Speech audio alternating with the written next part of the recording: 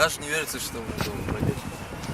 Скучно будет тебе? А я что-то не знаю, я как будто приехал в обычный город. Никита, Никита, вот кратко просто расскажи нам, как это все, как это, когда начал путешествие, вот, и в какую сторону поехал, ну, кратко вот так вот, просто маршрут, потому что, хотя мы на форуме читали, да, следили за тобой, как это все. Было очень здорово, было очень интересно вот все это читать, да, но в то же время есть ребята, которые, ну, не бывает на нашем форуме, не знают. Просто для тех, кто не знает. Хорошо? Да, не вопрос. Ага.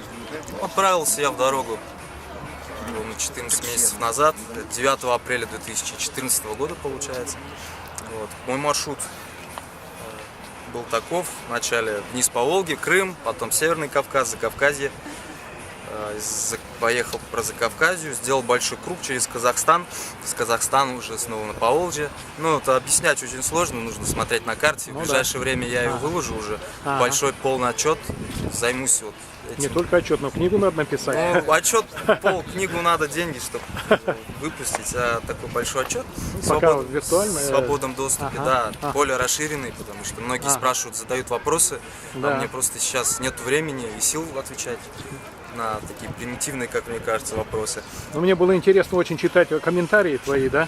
Вот, ребят там тоже комментарии писали, и ты сам, как ты видишь вот этих людей, да, вот скажем, этот народ, там те же дагестанцы, например, армяне там или грузины. Да, для меня самое главное это было не пробег, то есть не сколько километров я намотал, для меня это было общение с людьми, познавать народы, как они живут.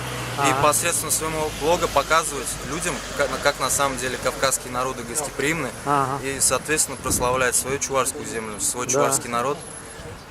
Потому что о Чувашии, к сожалению, вообще никто не знает за пределами Чувашии. Даже в соседних республиках буквально уже ничего не знают. К сожалению, да. И вот моя задача состоит в этом, чтобы показывать свой народ и передавать знания другого народа о другом народе, соответственно, для наших широт, потому что у нас совсем неверные представления о Кавказе.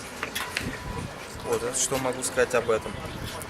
Ну, в технической части с велосипедом все просто. Ну и для тех, кто хочет отправиться в путешествие в будущем, ничего сложного в этом нет, просто нужно желание. Ну не говори ничего сложного. Ну, сила духа это уже характер. Сила духа это самое первое, конечно, в да. В дороге она приобретется, если, конечно, его нет, потому что дорога закаливает уже сила. Ну а что еще об этом сказать? Ну, у тебя интервью брали, я вот видел много интервью там на телевидении, там и в газетах были публикации постоянно. Было очень приятно, что тебя там, в общем, поддерживали на всем пути вот во время путешествия. Вот, и интервью тоже очень интересное. На самом деле интересуются вот Чувашией.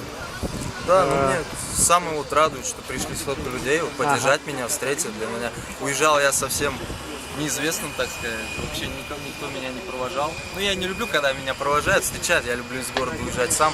А тут пришли столько людей, меня это, конечно, очень радует. Вот приехал ко мне в гости из Германии, а вот и отец у меня. Рихард, где Рихард?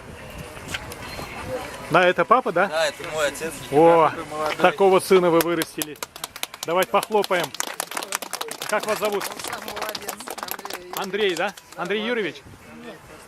Андрей, ага. Ну, ребят, согласитесь, он совершил подвиг, да ведь?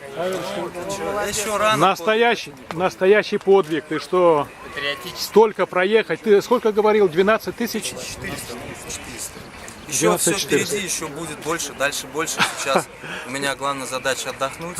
Говорю, написать большой отчет уже о путешествии и продолжить. И куда продолжить? Куда? В какие края? Следующее, я хочу проехать все чувашские селения в Поволжье.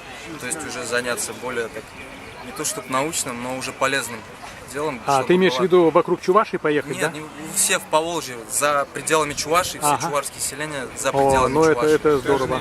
Это здорово. Да, то есть Татарстан, Башкирия. Может быть, ты возьмешь кого-нибудь там, небольшую группу такую? Пока я не Хотя знаю, ты привык один пока путешествовать, готов, насколько я знаю, да. Привык один, то есть я такой одиночка.